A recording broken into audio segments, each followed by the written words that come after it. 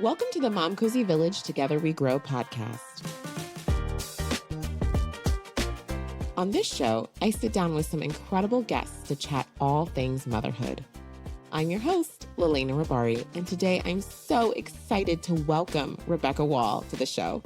Rebekka is a certified adult sleep consultant with Sleepwise Consulting, an organization dedicated to helping both adults and kids get better sleep.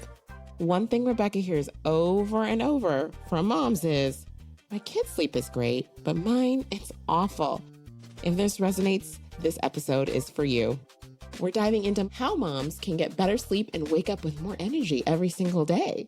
Rebekka, welcome to the show. Thank you so much for having me. I'm so excited to be on and talk about sleep for moms.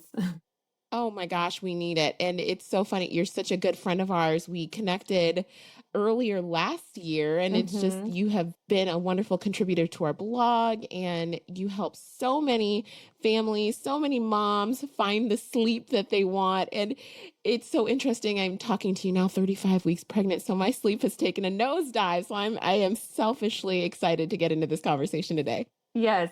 Happy to share all the knowledge that I can. So I have to always ask a sleep consultant, how did you sleep last night? Yeah, I actually slept great. Yay! It was actually my oldest son's 8th birthday. So we had a very busy full day. And so by the time bedtime was rolling around, I was ready for bed. I was tired. I was ready to go. Oh my gosh. When you hit the mattress and you are fully ready to go, that just feels kind of like a euphoria once you get to bed finally, I'm sure. Yes, absolutely. So I'm glad we're focusing on the parents, because especially when you become a mom, you pick up this flag of a martyrdom, and to even say, I deserve a restful night for myself. Mm-hmm. Have you ever heard people feel like, because sometimes I feel like, oh my gosh, it's somewhat selfish. It's not. It is a need that we have. Right. Everybody needs and deserves a nice rest. But there is so much emphasis on our children that, we just put ourselves last. Yeah. And I think part of that too is we're evolving from this, I think you said it perfectly, rest is selfish or lazy or unproductive. Exactly. Yes. And I think sometimes, especially as moms, it doesn't matter if you're working inside the home or outside the home. You are expected to do it to the absolute nth degree. And so if you're prioritizing an ability to have 8 hours sleep, there's almost like this side-eye judgment of, well, you're not doing enough. And so really what I am hoping to help educate people and shift is that rest and proper rest gives us so much energy. You're going to be way more productive the next day if you're well rested. Yes. And you're going to have less brain fog. You're not going to have cravings. You're not going to have emotional instability. All of these things come from great sleep. And so it's almost like, hey, good sleep comes first, rest comes first. And also realizing, we say this a ton at Sleepwise, rest is a necessity. It's not a luxury. That's right. Everybody needs it. And so if you think you don't need it and that it's something to be earned, try to flip that mindset. That's right. Stick with us, people. This is going to be good. So you developed something called the triangle model to help identify sleep issues. Can you walk us through that? Yeah. So this was kind of a tiered system that I created to kind of explain a little bit, like I mentioned, a lot of people don't know what a sleep coach is or they've heard it for pediatrics and they're like, how can I know if I need sleep coaching, or how do I know where I fall in this? And so the triangle model is something that I just help screen people to make sure that we're a good fit of working together. Mm-hmm. So imagine, if you will, with me, a triangle, and it's going to be cut just in thirds from the bottom to the top. So almost like the old school 90s food pyramid, right? So I have it in my head. Yes, exactly. So on the bottom is going to be our sleep issues that are going to be fixed with what we call sleep hygiene, right? So those are the things that everybody should be doing for the best optimal sleep.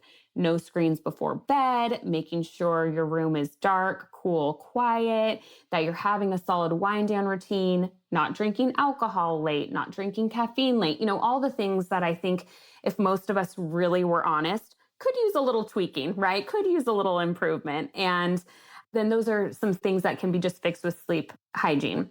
The next is the next portion of the population that probably needs a little bit more. So this would be kind of my sweet spot, somebody who might need some extra mindset issues. Maybe they're experiencing some pretty severe insomnia. Maybe they have gone through some sort of grief or loss and they're like not sleeping well at all. Or maybe they're just anxious before bed and, they're maybe have tools for their own anxiety, but now it's how do I fix it when I'm going to sleep? It also can be things like I need some magnesium, I need some proper vitamins, things like that. So this would be the next portion of the population who really just needs a little bit more accountability, some more action steps, some more tools.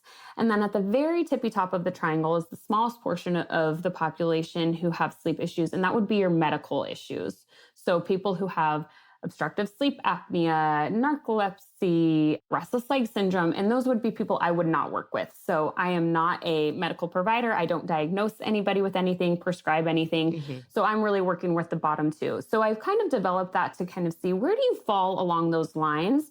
And even when I'm doing a consult call, I'm asking a lot of those questions, right? Because I want to make sure that I can actually help somebody fall along those areas of the triangle, if you will.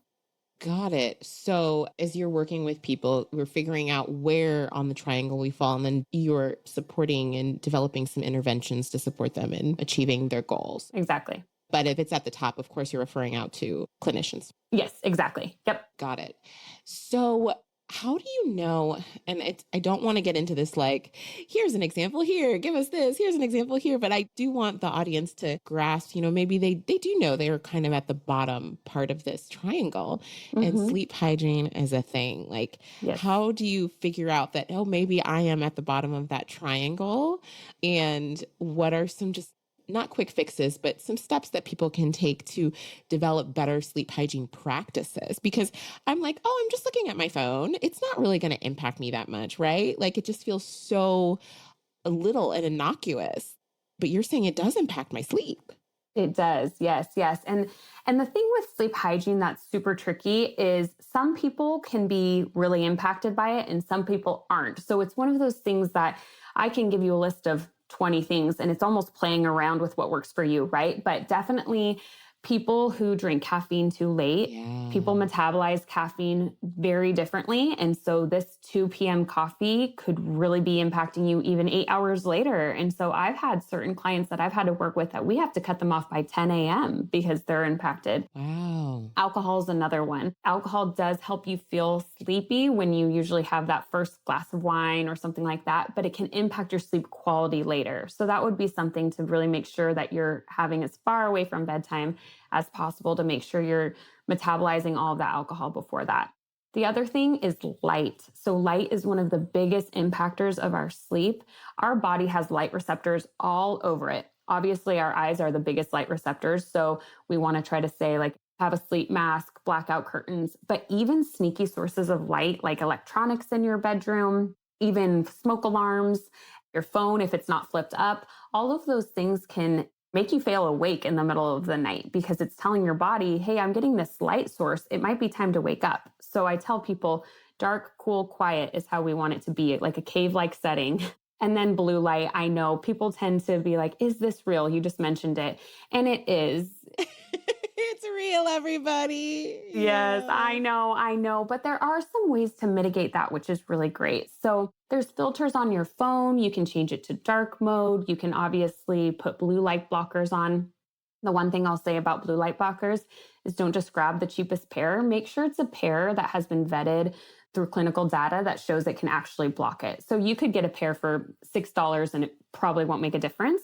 So I would say if you really are someone who I have to be on my phone or I have to work or something like that in your schedule, invest in a good pair. And a lot of times your optometrist now will have that option to add that to your glasses, your prescription glasses. So definitely take advantage of that. But I would say also I'm more concerned about the content you're consuming rather than just being on a screen. Thank you for mentioning that, because are we consuming content that is like increasing our anxiety or, Exactly. And I tell people often, I'm much more concerned if you're scrolling your phone in bed, watching videos that are overstimulating, or maybe you come across something with the news and it's disturbing, or it puts you on a rabbit trail where now you're shopping and clicking on links and adding things to your cart. It's very different than say, watching a familiar rerun. That's very true. While you're winding down on the couch with your husband that night or something like that. You know what I mean? So like my husband and I, we love to watch Office reruns, and that doesn't impact my sleep, right? Because it's familiar, it's not upsetting, very different from having your phone a foot from your face. That is so true. Mm-hmm. One thing that I think as a mom, I struggle with, and is probably in the middle of this triangle that you're sharing, is the hypervigilance, the constantly checking up on my daughter on the camera, especially if you're a first time mom, you know, a lot of that, it just can feel like paranoia or those mental health challenges and struggles that we all have faced.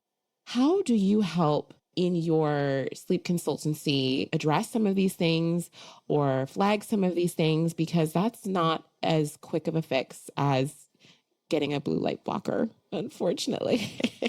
Yeah, absolutely. Absolutely. I think one of the things that is so, I would say, life-giving and empowering to clients that I have that are working like this are a few things. One, many of them are, if it's severe enough, they're actually working with an outside therapist, right? So I'm just, including some additional tools. Yes, of course, of course. But I would say also just having a plan, right? It's just so empowering to just know the steps. And so what we can create is an action plan on what to do. Okay, feeling safe before you go to sleep, knowing that your kids are in a comfortable place. So not in a kind of restricting routine, but how can we make sure that your doors are locked and your kids are checked in? And how can I create, what I call an anchor statement? It's something that you anchor your thoughts before they start going haywire. Let's create an anchor statement that we can repeat to ourselves.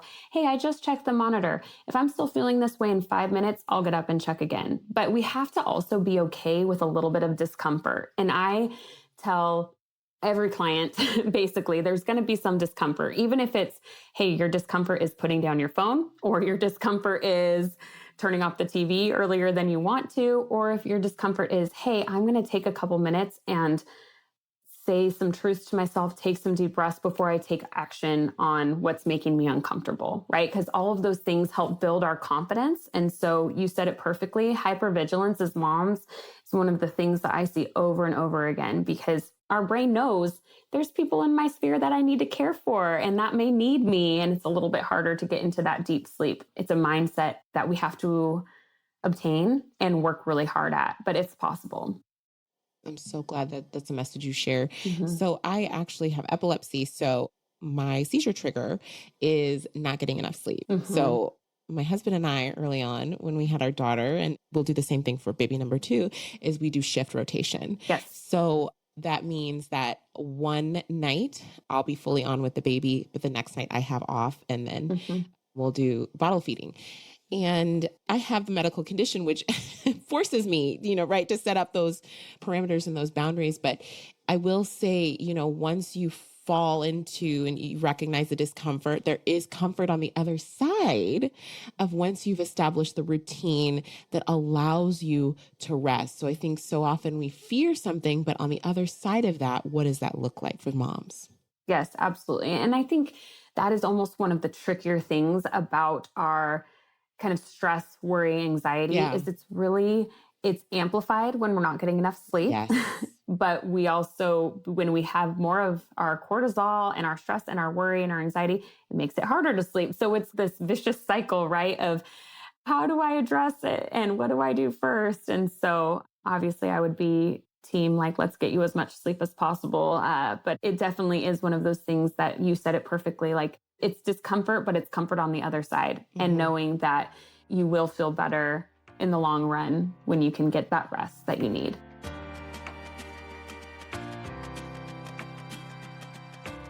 Hey moms, do you wake up sore, tired, or are you just over tossing and turning all night?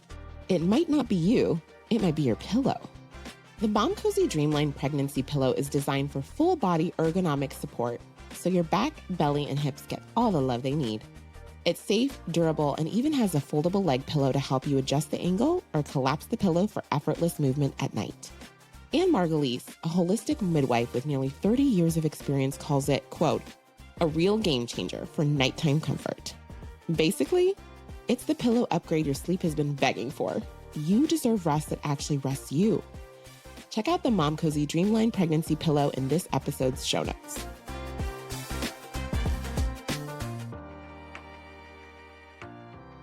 So there's probably a lot of like sleep myths out there. And we were just talking about scrolling on our phones. If there was something that makes your job harder, Rebekka, maybe a myth that you have to bust when parents walk through your doors and they want better sleep, what are some things that you would probably, Rebekka's Mythbusters for sleep, that you wish you could kind of put to bed?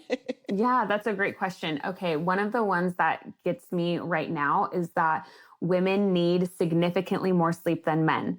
So about 6 months ago, I don't even know, it was a TikTok trend or something, but I had DM after DM after DM. What's this about? Do I really need this? Because the thing was going around saying that women need 9 to 10 hours of sleep at night in order to just be a well-functioning woman, I guess. I don't know. But that is just a straight up lie. It's a lie, y'all. It's a lie, and it's actually more harmful. Yeah. Because I don't know about you, but if I went to sleep at 8 p.m. in order to get my 10 hours to wake up at 6, I would be laying in bed, not able to fall asleep. And then what happens when you're trying to fall asleep? You're stressed. You're not sleeping. You're making these associations that your bedroom is a place that I am just wide awake because I'm supposed to go to sleep at 8 p.m. to get my 10 hours. It's really harmful. Right. So I want to encourage people that even though most studies say 7 to 9 hours is the recommended amount of sleep for a healthy adult, that's pretty well known across the board. Your number can fall somewhere in between there. And so being told a blanket statement like, because you are a woman, you need 9 to 10, super harmful. So that is a myth that I will just, bust right there. Your number is specific to you. Love it. So for somebody who may not be getting a lot of sleep, it's just to increase it incrementally until they get to a point where they feel good, they can function, they feel healthy. Is that the way that it works? Exactly. Yeah. So when I work with someone, we're really looking at what is your lifestyle right now and what are your hours at right now? And then where would you like to be realistic with your responsibilities, your lifestyle, your work schedule, because I can't go in and say, oh, I work with a lot of people on the night shift. And so somebody's like, I have to go to work at 6 p.m. and I get off at 6 a.m. and I work 4 12s. Everything's individualized there, right? And so I think when it comes to wanting more sleep, it's really looking at, increments of how we can add that on over time. And it's practice too, right? It's weeks of us working together. My one-on-one program is 6 weeks long. And so we're touching base over a long period of time to see what's working, what's not. Is this giving you enough time to wind down? Is this giving you enough time to do your work responsibilities, and playing with that? You mentioned a term, revenge bedtime. I want to go back to that because what is revenge bedtime and how does exactly it contribute to our sleep issues? Yeah. So revenge bedtime is essentially you are able to sleep, but you are choosing not to. Yes. So this is very different from my people who have actual, what I would call clinical insomnia, right? They're trying to go to sleep. They're wrestling in bed for 2 hours. They're maybe sleeping 3 to 4 hours a night. That would be like my insomnia people, right? And then there's people who I absolutely work with and they're like, listen, I just need accountability because what's happening now is I put my kids to sleep 7:30, whatever, and I need to go to sleep at 10:30 to wake up rested the next day. But then I wanted to read, I wanted to work out, I wanted to scroll my phone, I wanted to actually have a conversation with my spouse, I want to take a bath, whatever it may be. What am I me time? Yes.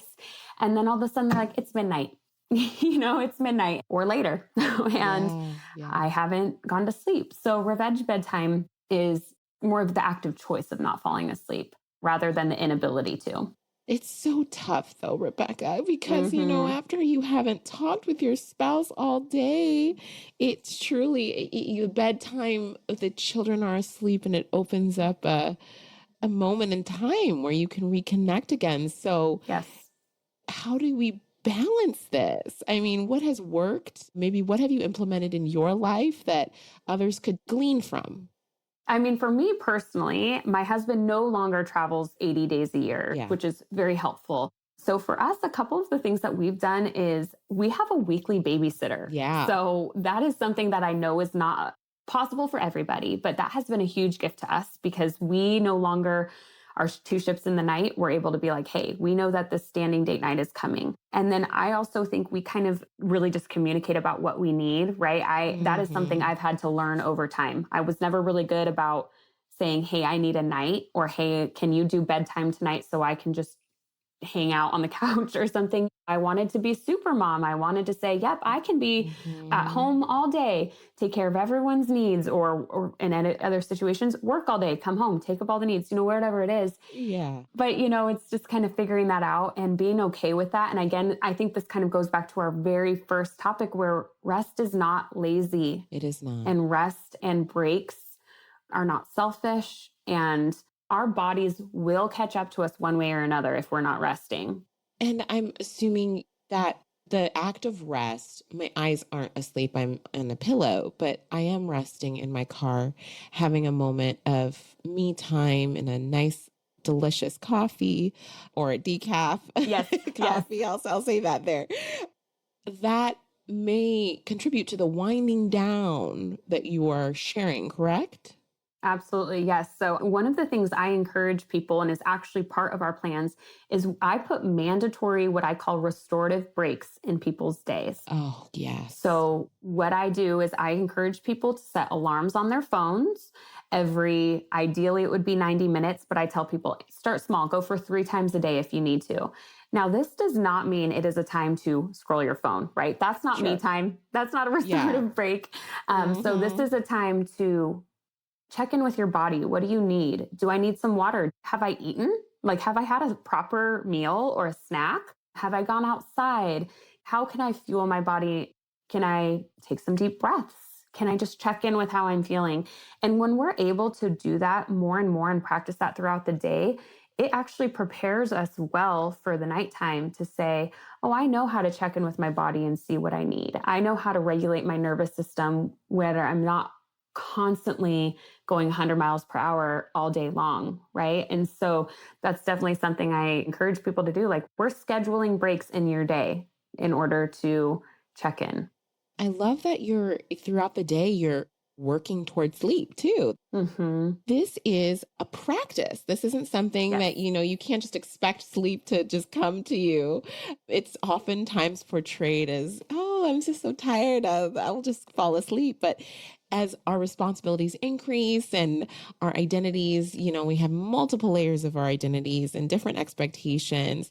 Now that I'm talking about it, it seems kind of funny to think that you also have to work for your rest. You do. And it's something that we expect to just come very naturally. And I tell people it's not as easy anymore.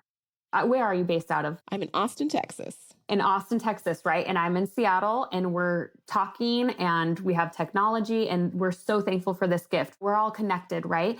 Which is a great gift. However, technology, light bulbs, all of these things have now come in to make sleep just more difficult. And also just our stress, our mental load, our responsibilities, they just have evolved. And so we just have to be so intentional. I tell people all the time, good sleep starts in the morning. When you wake up, you're prepping yourself for that night's sleep, and what the things that you do throughout that day, whether it's when I'm drinking my caffeine, when I'm eating, am I exercising, am I getting daylight? All of these things set us up for good sleep that night. I want you to give our new moms some hope. Yes. I want you to encourage the new moms, because now we're waking up every 3 hours, we're feeding, and we're trying to get our little ones to sleep. So please give a word of encouragement, Rebekka, to the new moms, that you will get your night's sleep again, right? Yes, you will get your night's sleep again. And also our bodies are incredibly resilient.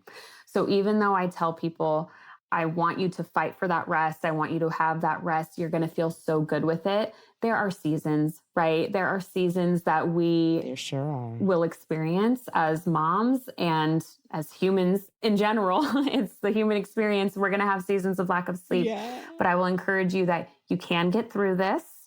This season is temporary. Your bodies are very resilient, and just it's okay to prioritize yourself when you need to.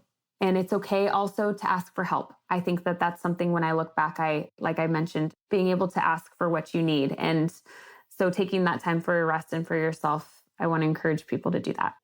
You made me laugh. The funny internet meme of sleep when the baby is sleeping. I'm sure you have seen Yeah. Yes. Yes. That was funny. Yeah. And you're like, great, because there's not a million other things I need to do at this time. Right. So, Right. Exactly. Oh, that's so wonderful. Well, thank you so much, Rebekka, for joining us today. And thank you all for listening to Momcozy Village. Together we grow. We hope you'll join us next time. And bye for now.